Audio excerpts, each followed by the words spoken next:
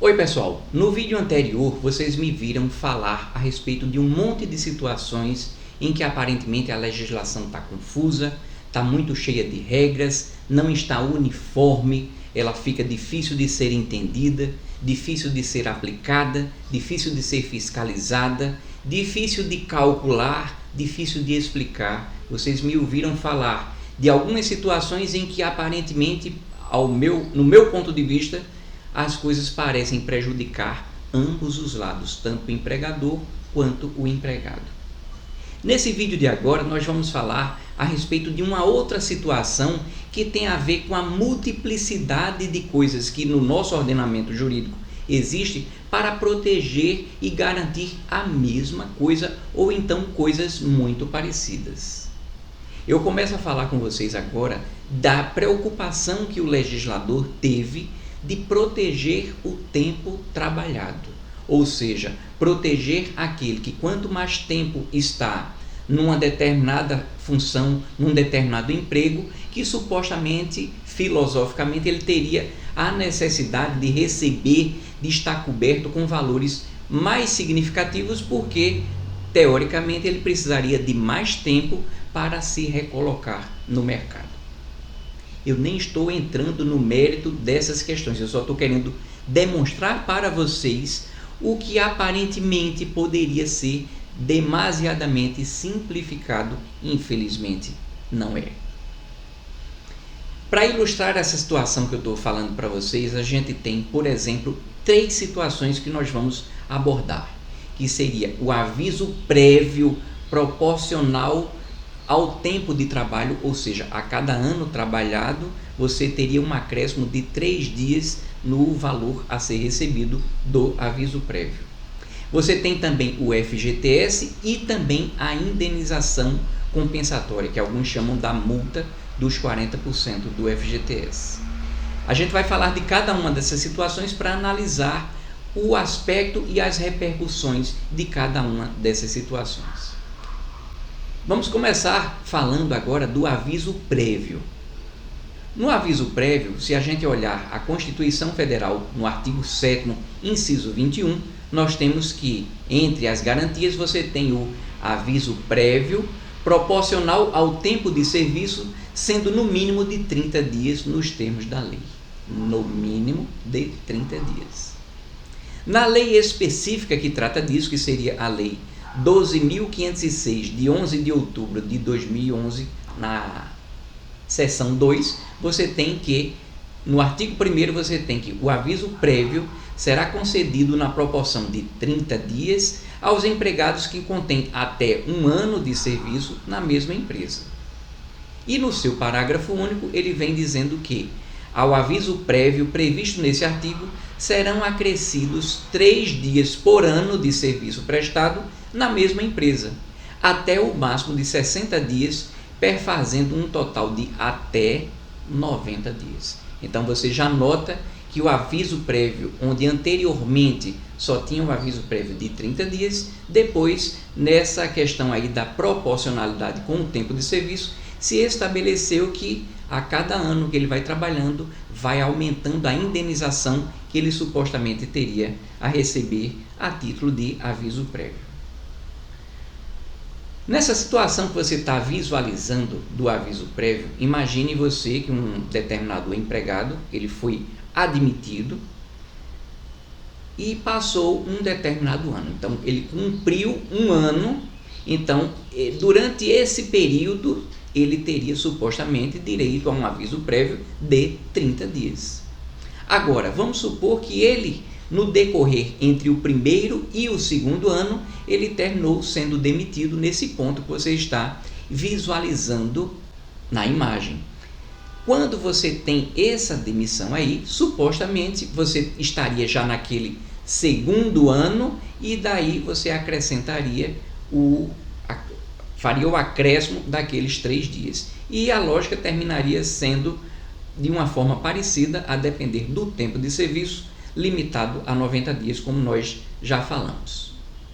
Só que o problema é que em alguns momentos, até esse entendimento que parece ser muito claro, em algumas situações eu já visualizei que algumas pessoas tiveram uma interpretação um pouco diferente. O que é que essas outras pessoas que fizeram essa interpretação diferente, eu já vi isso não só na parte de auditoria, como na parte jurídica também.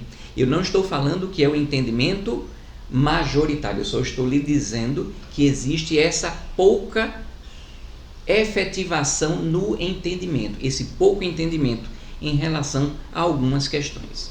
Esse segundo entendimento entende o seguinte: se aquela pessoa foi admitida e trabalhou durante o primeiro ano e foi demitido ao longo entre o primeiro e o segundo ano, no caso dele ser demitido naquela mesma época que nós falamos, você teria, nesse sentido, que o período do primeiro ano seria o equivalente a recebimento de 33 dias.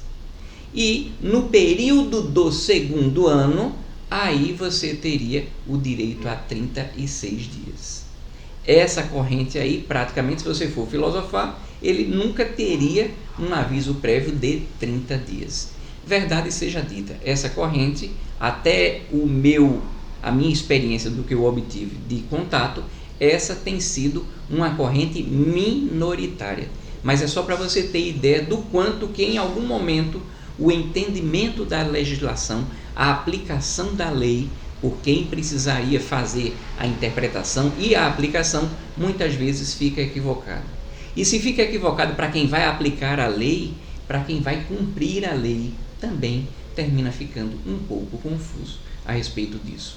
Vem cá, quando você fala dessa proporcionalidade do aviso prévio para efeito de recebimento, então a pessoa poderia ficar pensando, mas vem cá, se você está recebendo proporcionalmente e na hora de você fazer com que o empregado cumpra o aviso prévio, você vai ter o direito do empregador de exigir, por exemplo, quanto mais tempo está o empregado na empresa, mais tempo o empregador supostamente teria para exigir 33, 36, 39 dias, 42 dias de cumprimento do aviso prévio, porque você poderia fazer analogia. Oi, vem cá, esse direito só é num sentido para garantir o direito do trabalhador, ou esse direito também repercute para o empregador, que supostamente também, filosoficamente, poderia ter o pensamento de dizer, olha, esse empregado está aqui há quanto tempo?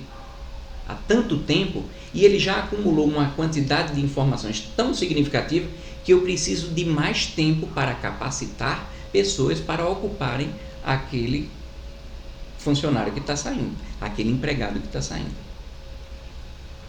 Só que essa resposta, a resposta para essa interpretação, terminou vindo nas notas técnicas número 35 de 2012 do DMSC/GAB/CIT e 184/12/CGRT/SRT/MTE, mas esse entendimento de que aquilo repercutiria de determinada forma não tem uma ampla divulgação.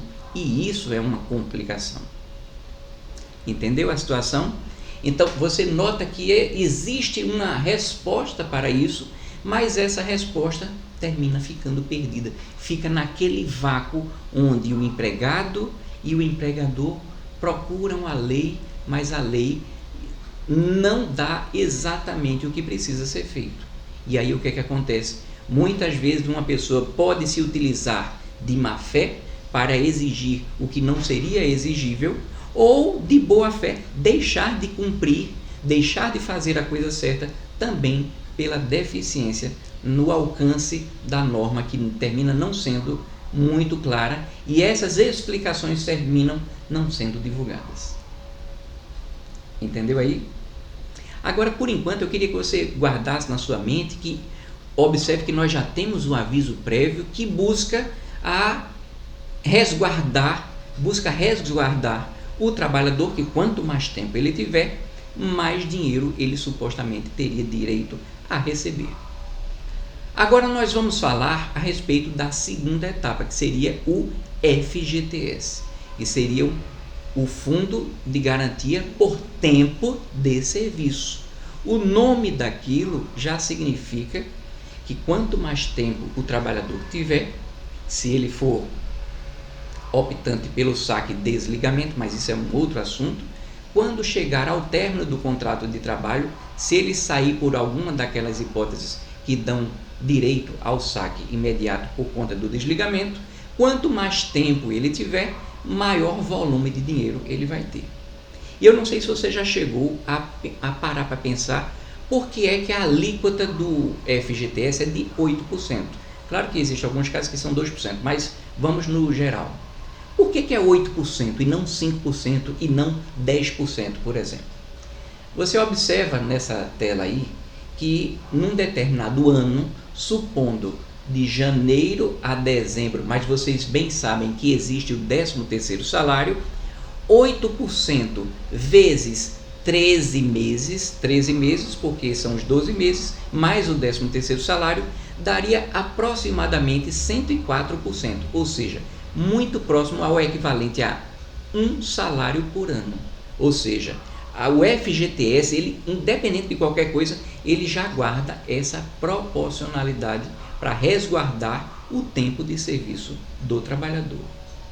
A indenização compensatória, por sua vez, ela também, já que ela depende dos valores que estariam supostamente devidos a um determinado trabalhador num determinado período, você, por consequência, já chega na mesma lógica. Ou seja, quanto maior o tempo, maior seria supostamente o valor base para fins de cômputo da indenização compensatória, logo a indenização compensatória também seria maior e proporcional ao tempo de serviço. Nessa indenização compensatória, quando olhamos a Lei 8.036/90, no seu artigo 18, no seu parágrafo 1º, ele diz que, na hipótese de despedida pelo empregador sem justa causa, depositará este na conta vinculada do trabalhador no FGTS importância igual a 40% do montante de todos os depósitos realizados na conta vinculada durante a vigência do contrato de trabalho, atualizados monetariamente e acrescidos dos respectivos juros. Eu não vou nem entrar no detalhe que em alguns casos pode ser 20%, mas isso não vem ao caso. Então, se você tem o FGTS, que ele já guarda uma pertinência com todo o período laboral, esse valor que seria devido de todo esse FGTS do período laboral, ele vai servir como base de cálculo para cálculo da indenização compensatória. Ou seja, quanto mais tempo de trabalho, maior será a indenização compensatória. Então você observa que você tem essas três situações em que todos eles buscam de caminhos diferentes alcançar um objetivo muito parecido. Então o que eu estou querendo refletir aqui com vocês, eu não estou falando de suprimir, vocês mais uma vez vão me ouvir falar, eu não estou nem querendo aumentar nem diminuir, eu só estou falando de uma possível simplificação para garantir que o trabalhador e o empregador tenham muito mais facilidade de efetivar e saber o que precisa cumprir e quais são os seus direitos. Entendeu? É esse o meu propósito nesse vídeo. Então, quase todos esses exemplos que eu falei têm o propósito de proteger o trabalhador de uma forma proporcional ao tempo de serviço. Será que seria possível se promover algum tipo de unificação? Você vai ver que em alguns casos até a proposta ela termina sendo um pouco confusa. Por quê? Porque, observe, quando nós falamos do FGTS, o FGTS ele vai existir para qualquer situação do contrato de trabalho. Então, ele vai ser devido durante todo aquele período laboral, na regra. Mas, no caso do aviso prévio, eu estou falando do pagamento do aviso prévio, e só para fazer uma menção àquela outra situação da dificuldade da nossa legislação, veja que coisa. O aviso prévio, por sua vez, ele tem reflexo no 13º, reflexo nas férias, no abono de férias, e veja como isso termina fugindo um pouco àquela simplificação que eu tinha falado no primeiro vídeo, mas não vamos falar disso mais agora. Quando nós falamos do aviso prévio, do pagamento e também da indenização compensatória, Esses dois, eles só existiriam em alguns casos, o pagamento do aviso prévio. O aviso prévio, ele existiria quando não houvesse um aviso prévio cumprido. Aí você teria a situação do aviso prévio. Além do mais, o aviso prévio, ele só acontece para determinados tipos de desligamento. A mesma coisa, a mesma filosofia acontece em relação à indenização compensatória, que só é devida também em alguns casos, não em todos os tipos de desligamento. Por que eu estou falando isso? A gente poderia pensar, vem cá, já que a gente tem 3 institutos que tratam da mesma coisa, será que seria útil a gente suprimir algumas coisas e simplesmente aumentar a alíquota do FGTS de 8% para um determinado valor? Isso simplificaria para efeito de cômputo dos valores devidos. Você tiraria 2 situações, no entanto, você aumentaria aquela faixa mensal. Só que essa simplificação para tirar o aviso prévio e tirar essa questão da indenização compensatória, em consequência, aumentar o percentual do FGTS que fica juntando, ela termina sendo muito complicada de ser implementada. Por quê? Porque se você tirasse todos os ganhos que vêm do aviso prévio e da indenização compensatória para jogarem eternamente no FGTS, é como se você estivesse atribuindo que sempre, em qualquer situação, aqueles valores estariam sendo garantidos o pagamento para o trabalhador. No entanto, o empregador que veio cumprindo com todas as suas coisas, que fez um desligamento por término de contrato, ou então que fez um desligamento a pedido do empregado, talvez ele não se sentisse bem de majorar o FGTS mensal para garantir uma suposta indenização compensatória que não seria devida no caso do empregado pedir para sair, por exemplo. Entende? Então essa simplificação para colocar tudo no FGTS talvez não tenha uma boa aceitação e uma determinada facilidade, porque mesmo que você tivesse aumentando de 8%, sei lá, para qualquer valor, mesmo que você diminuísse, seria muito difícil você fazer uma composição que agradasse a todo mundo. Então, nesse sentido, talvez essa ideia de juntar tudo, aumentando a alíquota mensal do FGTS, talvez não prospere por conta dessa situação.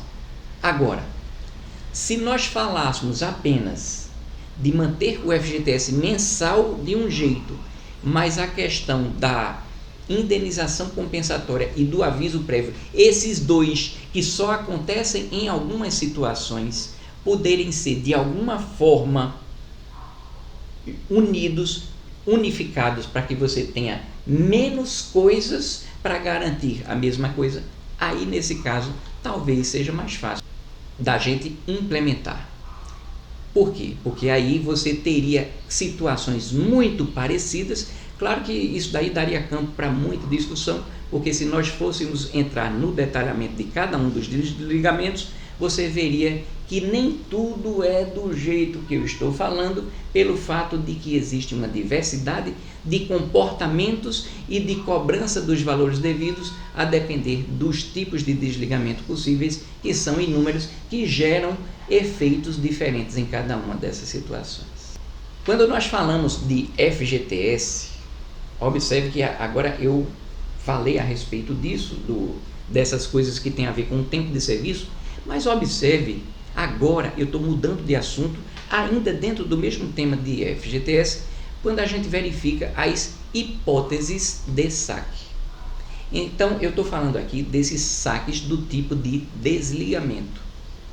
Porque, filosoficamente, para pensar, quando você tem alguns desligamentos, como o desligamento sem justa causa, o trabalhador que ele foi claramente demitido e ele ficou em vulnerabilidade, ele vai ter direito ao saque.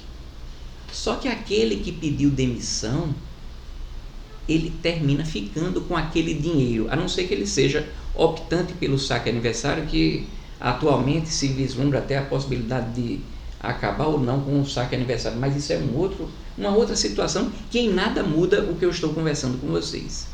Esquece por enquanto essa questão de saque aniversário.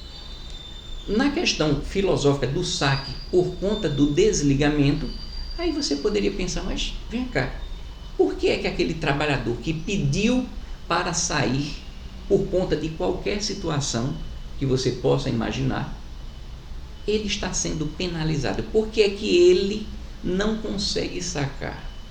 Alguns vão dizer, a gente vai ver um monte de situações alegando uma coisa e outra. Uma corrente vai dizer, não, o dinheiro precisa ficar retido, que é o dinheiro do trabalhador, porque aquele dinheiro termina sendo usado pelo fundo do FGTS para que faça um financiamento de habitação e saneamento e por aí vai. Combinaram com o trabalhador? O outro lado pode dizer, não, mas quando você faz essa discriminação entre quem pediu para sair e quem foi demitido, você termina criando um problema. Porque o dinheiro, ele é do trabalhador, mas o trabalhador está sendo de alguma forma penalizado. E aí o que é que acontece?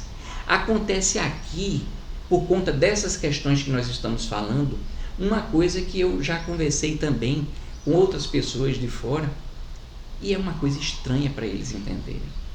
Já que o trabalhador, quando ele pede para sair, ele não vai ter direito a algumas coisas, o que é que acontece? Ele termina forçando a barra para serem demitidos para que eles supostamente não fiquem no prejuízo. Quando a gente fala isso lá fora, isso é estranho, é muito estranho.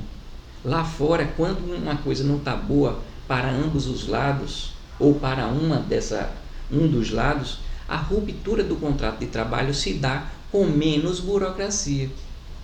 Eu não estou falando, mais uma vez, de suprimir, mas eu estou falando de simplificar. Então a gente cria uma determinada farsa, porque quando você tem essa forçação de barra, aquilo termina produzindo um efeito muito negativo, um ambiente muito tóxico no ambiente de trabalho. Aquelas pessoas que alegam que o FGTS precisaria sim estar retido para poder custear, mas para pensar. Durante todo o período laboral do trabalhador, os valores de FGTS dele já estavam congelados, já estavam servindo para bancar esse financiamento. Entendeu? Talvez não precisasse ficar mais do que o seu tempo laboral para poder continuar custeando o que talvez pudesse ser custeado de outras formas, que não através do uso do dinheiro do trabalhador, mas isso é a minha opinião. Agora nós vamos falar de uma outra coisa que eu chamo, isso é um linguajar meu, que seria a joia. O que seria a joia? É o que os trabalhadores dizem, eu quero os meus direitos. Todo trabalhador ficou acostumado, em determinado momento da ruptura do contrato de trabalho, para ele receber determinados valores que são pagos, seja na rescisão de contrato de trabalho, seja no FGTS e também no seguro-desemprego. Então, existe sempre algumas coisas. Quantas vezes eu já recebi pessoas lá no plantão de orientação do Ministério do Trabalho, o linguajar mais utilizado, pelo menos pelas bandas de cá, é: eu quero saber dos meus direitos. Observe, ele não sabe dos direitos, porque os direitos são difíceis, mas ele está se referindo àquele montante que supostamente ele já viu que o vizinho já recebeu, o colega de trabalho que saiu antes dele recebeu, e ele quer o valor que está, aquele montante reservado, que seria a joia. Essa joia, ela é composta, vamos ver alguns itens que compõem essa joia. Vamos olhar aqui a CLT, que no artigo 146 diz que, na cessação do contrato de trabalho, qualquer que seja a sua causa, será devida ao empregado a remuneração simples ou em dobro, conforme o caso, correspondente ao período de férias cujo direito tenha adquirido. Parágrafo único. Na cessação do contrato de trabalho, após 12 meses de serviço, o empregado, desde que não haja sido demitido por justa causa, terá direito à remuneração relativa ao período incompleto de férias, de acordo com o artigo 130, na proporção de 1/12 por mês de serviço ou fração superior a 14 dias. Então, nós estamos falando de férias vencidas e que, se não forem pagas no prazo, serão pagas em dobro. Nós estamos falando das férias proporcionais. E no artigo 147 você tem que o empregado que for despedido sem justa causa ou cujo contrato de trabalho se extinguir em prazo pré-determinado, antes de completar 12 meses de serviço, terá direito à remuneração relativa ao período incompleto de férias, de conformidade com o disposto no artigo anterior. Agora vocês já viram alguns elementos que compõem valores devidos num determinado valor de ruptura, num determinado momento de ruptura do contrato de trabalho. Agora vocês vão olhar para essa imagem e vão entender um pouco mais do que eu chamo dessa joia que fica sendo aguardada no momento de ruptura pelo trabalhador, que seria isso aí, ó. Então você tem o saldo de salário, ou seja, aqueles dias trabalhados daquele mês em que houve o desligamento, férias proporcionais, abono de férias proporcionais, férias integrais que não tinham sido pagas, que se não tiverem sido pagas no prazo serão pagas em dobro, abono sobre essas férias integrais, 13º proporcional, o FGTS que não entra na rescisão, mas ele vem sendo recolhido, supostamente deveria vir sendo recolhido, indenização compensatória, que nós já falamos a respeito disso, o aviso prévio, que também nós já sabemos que ele é proporcional ao tempo de serviço, e o reflexo do aviso prévio sobre o 13º e o reflexo do aviso prévio sobre as férias. Além disso, você teria o direito ao seguro-desemprego em algumas situações de alguns desligamentos, outros vencimentos que podem ser específicos para determinada situação e os descontos que podem ser descontos contratuais ou descontos legais. Então, essa misturada de tudo isso termina reproduzindo num valor que supostamente o trabalhador espera receber, seja diretamente do empregador via termo de rescisão de contrato de trabalho, seja através da busca dos seus valores lá junto à Caixa Econômica Federal, que eu estou falando da parte do FGTS. Seguro-desemprego seria, em alguns casos, lá perante o Ministério do Trabalho. Então você observa que todo trabalhador já está esperando isso. Só que observe que o que termina sendo muito aguardado pelo empregado no momento do desligamento, a depender da situação do desligamento, muitas vezes, infelizmente, eu constato isso muito, que muitas vezes os valores devidos na época da rescisão não são cumpridos integralmente. Então, aquele momento do desligamento significa um desembolso, um acréscimo muito significativo para aquele empregador que efetivamente não tinha aquela folga que permitisse que ele desembolsasse todos aqueles valores daquele direito. E observe que quando ele não tem essa programação e ao descumprir o pagamento de tudo isso, ele termina ficando sujeito a algum tipo de verificação, uma fiscalização e uma possível autuação.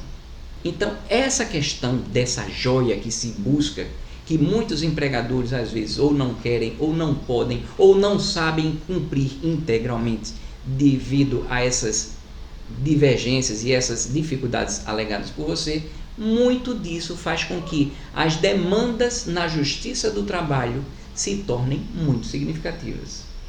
Muito mais significativas. Eu não estou falando que é só a respeito desse momento da rescisão.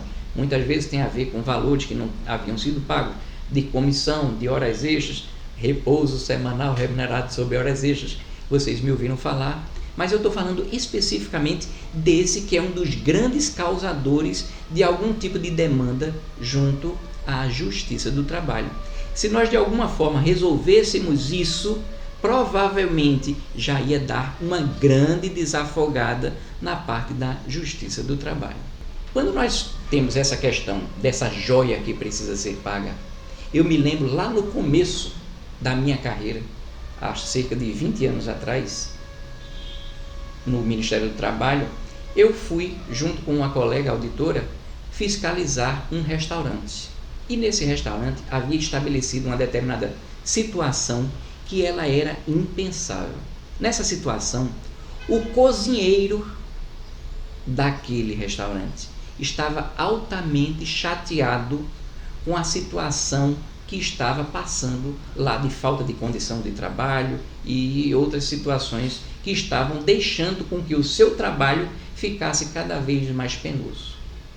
E o que é que acontece? Quando ele pensava em sair, se ele pedisse para sair algumas coisas daquela joia que eu falei para vocês, ele não receberia. Não receberia o seguro-desemprego, não receberia talvez o aviso prévio, ao contrário, poderia ser que ele fosse exigido o cumprimento do aviso prévio e esses reflexos não existiriam. Não existiria a indenização compensatória, então ele teria uma perda dos seus direitos. E o que é que acontece? Ele terminou forçando a barra, tornando o serviço dele cada vez de pior qualidade, sensivelmente, para forçar a barra para ser demitido, para que ele não perdesse aqueles direitos que ele estava esperando.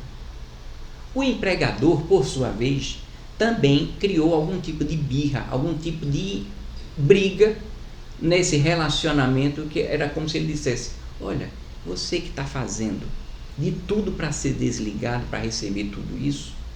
O empregador pensava: não, eu como empregador é que vou tornar a tua vida como empregado cada vez mais difícil, para que você não aguente mais e peça para sair. Isso é impensável em outros lugares. Quem estava perdendo ali era todo mundo, inclusive o cliente. Então você observa que essa situação que ficou estabelecida, nesse caso que eu estou relatando para vocês, teve prejuízo emocional, financeiro, prejuízo psicológico para todo mundo que estava envolvendo, porque a essência aparentemente precisaria mudar de alguma forma, para que a gente não precisasse dessa farsa de uma parte sempre esperar que o outro faça para não perder supostamente os seus direitos. Como é que a gente pode fazer um pouco para minimizar o impacto na época do desligamento do empregado, sem prejudicar o trabalhador e permitindo que o empregador, de alguma forma, se planeje? Uma parte dessa inspiração para essa proposta que eu estou dando veio a respeito do FGTS do empregador doméstico, que ele paga lá no E-Social. Não sei se você já notou, o empregador doméstico ele paga todo mês os 8%, que seria o mensal, e paga 3,2%, que seria 40% dos 8%, que é como se todo mês ele já fosse garantindo, de alguma forma, que ele já estava juntando aqueles valores da suposta indenização compensatória. Para quê? Para que quando chegar a época do desligamento do trabalhador, se ele for sem justa causa, aquele valor ele ficaria já disponível ao trabalhador, porque ele já vinha sendo garantido. Então você teve como permitir que o empregador se programasse no tempo para que ele pudesse, no momento de desligamento, que aquilo não fosse um sofrimento de tal forma que ele não conseguisse suprir essas demandas eventuais que ocorrem no momento de desligamento, e isso daí prejudica aos dois. Então, nessa proposta que eu estou dizendo aqui para o pagamento antecipado, inicialmente a proposta que eu dou era que isso fosse permitido de uma forma opcional. Opcional por quê? Porque o empregador ele poderia supostamente aderir a um determinado pagamento mensal de vários daqueles itens que compõem a joia, de forma que ele pudesse se programar para que quando um dia fosse o momento de fazer o desligamento do empregado, ele tivesse muito menos coisas a pagar. Ou seja, demitir não seria uma coisa que colocaria em risco o trabalhador de não receber e nem colocaria em sofrimento o empregador que quisesse cumprir, para que ele pudesse pagar tudo que era devido ao trabalhador. Então, nessa proposta, o empregador ele poderia supostamente pagar mensalmente a remuneração do mês do empregado, 1/12 dessa remuneração todo mês como se fosse uma reserva para que banque as férias. 1/36 dessa remuneração seria para a reserva do abono de férias, que seria aquele 1/3 de férias. 1/12 da remuneração seria para a reserva do 13º salário. 3,2% da remuneração seria para a reserva da indenização compensatória, de uma forma muito parecida com aquilo que a gente já falou em relação ao FGTS do empregado doméstico. Por que eu falei dessa questão de ser opcional?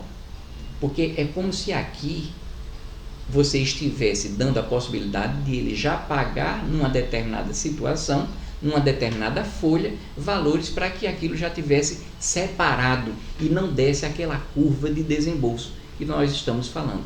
O somatório de tudo isso daria um acréscimo de cerca de 22,64% no que ele costuma pagar ao trabalhador. No entanto, esse acréscimo de 22,64%, ele poderia facilitar na hora em que algumas vezes o empregador fica em mais sofrimento para desembolsar aqueles valores para o trabalhador.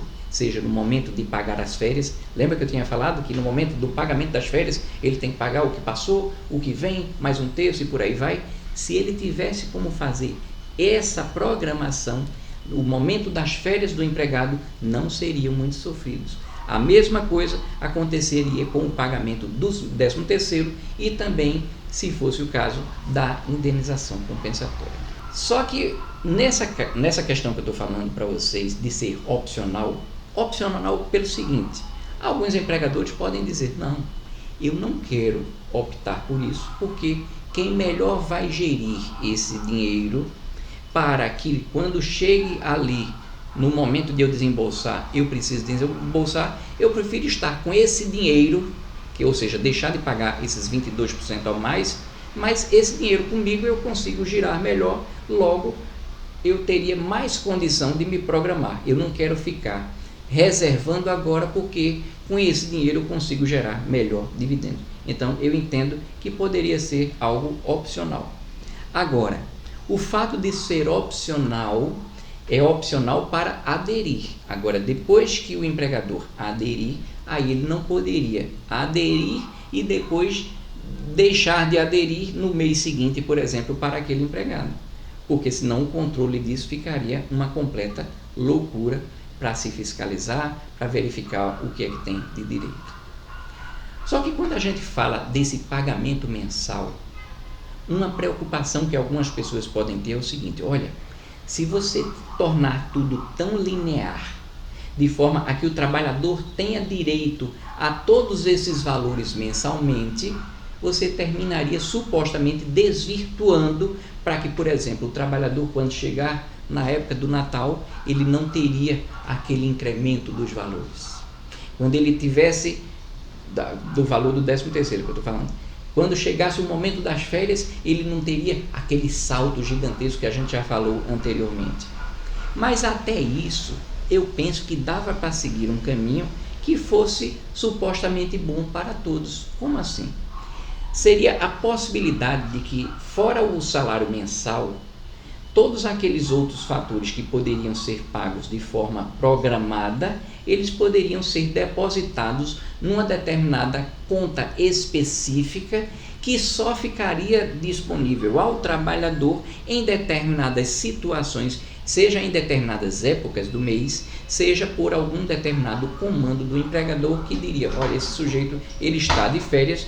Então, para viabilizar essa situação de que você não precisasse pagar tudo, para que o trabalhador tivesse desvirtuado aquela natureza daquele dinheiro, que poderia ter propósitos diferentes a depender da época da sua vida, da época do Natal, da época das férias, poderia ser verificado junto ao sistema bancário, isso é só uma ideia, a possibilidade de viabilizar que aqueles valores que você vai antecipando só sejam sacados pelo trabalhador em determinados momentos específicos.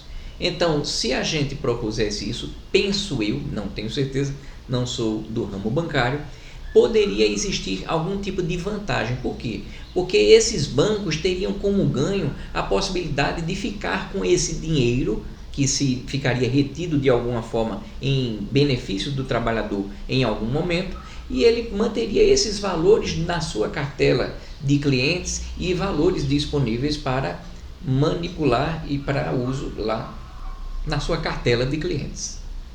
O trabalhador também ganharia algum tipo de rendimento, porque é como se você tivesse colocado, aquele dinheiro ficaria rendendo alguma coisa até que chegasse o momento de suas férias ou do 13º e alguma situação. Agora, a indenização compensatória que eu tinha falado, ela operacionalizaria de uma forma muito parecida com o que acontece hoje em dia com o empregado doméstico. O que seria isso? O valor dos 8% ele termina ficando numa determinada conta, onde consta como empregador e o empregado, aqueles dois, e o outro também, onde ficaria recebendo aqueles 3,2%. De uma forma parecida com o que hoje em dia acontece com o empregado doméstico, caso o empregador tenha demitido sem justa causa o trabalhador vai sacar o valor das duas contas.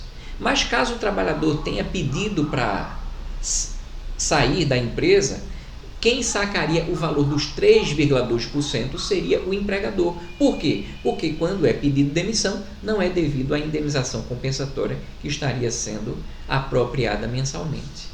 Entendeu? Então dá para você fazer um planejamento de forma que, como a gente está propondo aqui, a intenção é que a joia que eu me referi anteriormente, ela seja paga de uma forma planejada, de forma a garantir que quem quer cumprir tenha uma linearidade mais ou menos existente para poder cumprir aquilo. E também que o trabalhador, já que mensalmente já está sendo garantido aquele dinheiro para que ele receba, seja na rescisão, seja nas férias, seja no 13º, seja em um desses momentos de necessidade de cada uma das situações, ele já teria garantido mensalmente de que não haveria falta de recursos.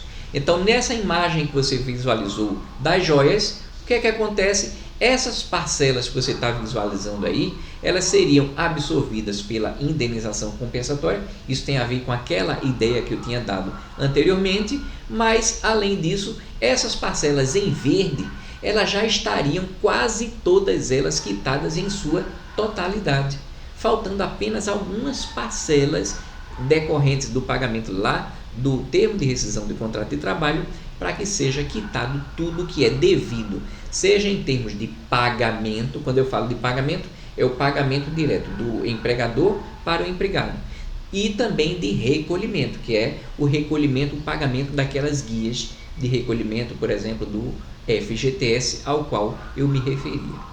Então, com essa possibilidade, você observa, pelo menos é a minha opinião, que seria bom para o empregador, porque ele não teria muitos picos que deixassem com que ele ficasse vulnerável para cumprir algumas obrigações dele, e também bom para o empregado, porque se tudo desse errado, aqueles valores que a gente já tinha computado dos proporcionais que vem sendo antecipado, já estariam sendo garantidos a ele. Ou seja, a possibilidade de ter alguma divergência, a possibilidade de ter algum resíduo não pago numa rescisão diminuiria de uma forma muito drástica.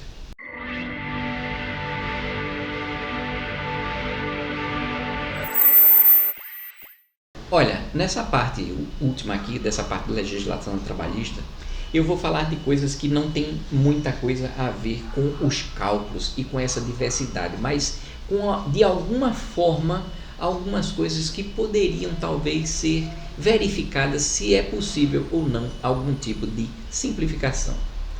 Vejamos, por exemplo, a súmula 209 do Supremo.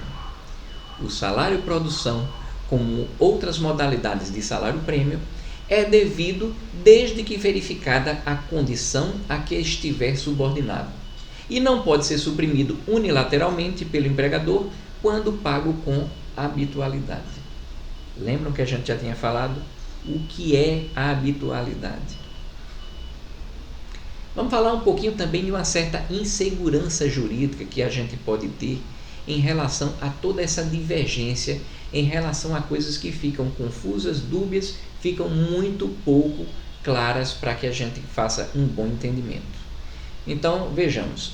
Segundo o artigo 193, parágrafo 2º da CLT, os adicionais de periculosidade e insalubridade não são cumuláveis. O empregado poderia optar por aquele que for maior. Só que há julgamentos, inclusive do TST, Tribunal Superior do Trabalho, que consideram a possibilidade de cumular os dois adicionais, em razão das convenções 148 e 155 da OIT, Organização Internacional do Trabalho, e do artigo 7º, inciso 23 da Constituição Federal. Segundo tal entendimento, deve-se aplicar a norma mais favorável ao trabalhador, considerando ainda que a acumulação se justifica em virtude de os fatos geradores dos direitos serem diversos e não se confundirem. Então, observe que existe algo da CLT, mas existem julgados que vão um pouco. Então, observe que quem está verificando o que está na lei, ele está observando a lei, estou cumprindo a lei, mas de repente chega algum tipo de julgamento para dizer, olha, o que está na lei não é exatamente isso, é de uma outra forma. Isso precisaria ser um pouco mais esclarecido para que a pessoa muito claramente tenha a segurança de que, se estiver na lei, se ele cumprir a lei, não vai ter algo com algum tipo de modificação, com algum desvirtuamento, ou se precisar de algum tipo de esclarecimento, que esse se dê de uma forma muito mais transparente. Vamos falar da proteção à maternidade. Artigo 391-A. A confirmação do estado de gravidez advindo no curso do contrato de trabalho, ainda que durante o prazo do aviso prévio trabalhado ou indenizado, garante à empregada gestante a estabilidade provisória prevista na alínea B do inciso 2º do artigo 10 do ato das disposições constitucionais transitórias. Então, observe que se determinado empregador ele colocou uma determinada empregada para cumprir o aviso prévio, ele não está sabendo de nada de que a empregada esteja grávida. Então, ele toma a iniciativa de que vai comunicar de que ela vai ser demitida. Ou seja, o motivador para o desligamento não foi a questão da maternidade. Mas no decorrer daquilo, a empregada, ao descobrir aquilo, ela pode desvirtuar de forma que, se aquela pessoa estava cumprindo o aviso prévio, ele vai ter uma determinada estabilidade provisória. Para pensar, eu não estou dizendo que a maternidade não precise ser protegida. Todos nós somos filhos, temos mães, mas o que eu estou querendo dizer não é, mais uma vez, eu não estou dizendo para suprimir, mas é que a gente pense um pouco no desvirtuamento que termina por acontecer. No seguinte sentido: em determinado momento, alguma empregada, ao saber que está cumprindo o aviso prévio, ela tentar, de alguma forma, engravidar nesse período, justamente para ter a garantia da estabilidade. Pelo amor de Deus, eu não estou falando que as mulheres são assim, eu estou falando de que a natureza do que está sendo criado, do jeito que está sendo criado, ela pode desvirtuar algum tipo de situação. Então, numa determinada situação em que a empregada ela terminou engravidando no curso daquele aviso prévio que ela está cumprindo, precisaria estar respaldada, sim ou não?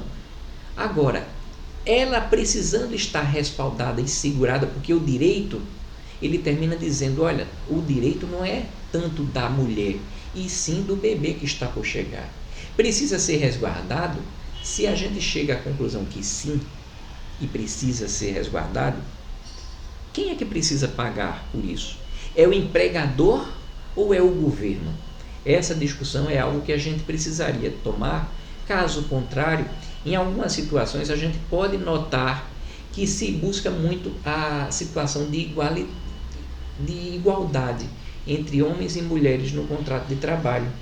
Se o empregador, ao notar que ele não teve nenhum tipo de intenção de ir contra a maternidade, mas que por alguma situação ele terminou, entre aspas, precisando reter um empregado que ele já não queria e nada tinha a ver com a maternidade, você nota que algumas situações que se busca ajudar a questão da mulher e da maternidade pode estar, por outro lado, indo contra, inclusive, a empregabilidade do sexo feminino. Entendeu o que eu falei? Eu não estou dizendo para suprimir direitos, eu estou aqui comentando a respeito de quem supostamente precisaria, num caso como esse, fazer algum tipo de amparo para quem está numa situação mais delicada. Agora vamos falar de uma outra questão a respeito. Lá no início do vídeo 1, eu tinha falado com vocês a respeito da reforma trabalhista que passou governos e mais governos e não foram em cima daquelas situações que nós já abordamos anteriormente. Só que tem um detalhe que eu vejo como muito perigoso em reformas trabalhistas no passado, que é o seguinte: a prevalência das convenções e acordos sobre a lei.